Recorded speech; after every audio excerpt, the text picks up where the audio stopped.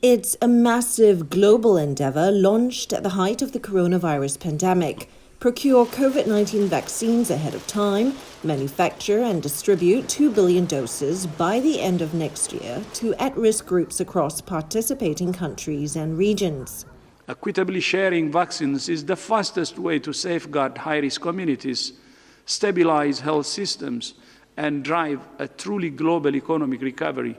The COVID-19 Vaccine Global Access Facility, better known as Covax, was conceived as a lifeline for poorer nations unable to afford vaccines and for higher-income nations that do not have bilateral deals with vaccine makers.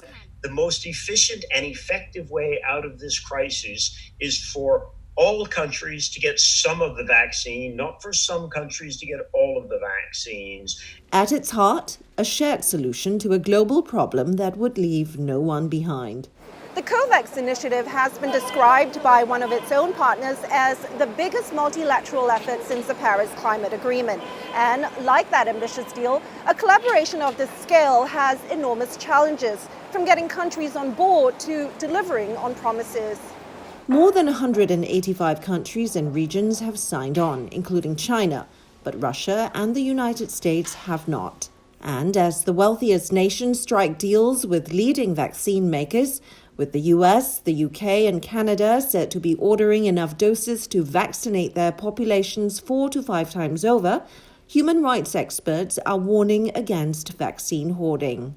We know that the more developed countries that have more money have already pre-ordered some of these vaccines and have already started the process of acquiring and procuring for their own, national use.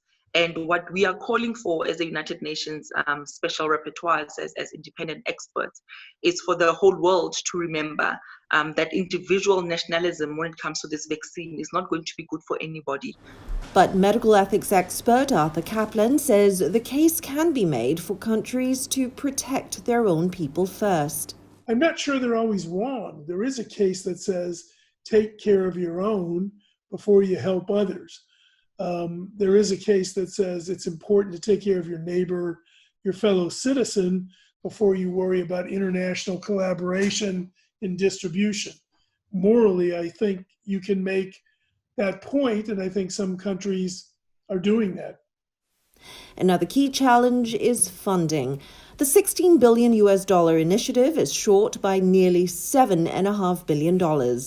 Much of that is needed for the actual procurement of the finished product when that is ready. And remember, right now we don't have any licensed vaccines. So as we go forward, that money is going to have to come in for procurement very, very quickly.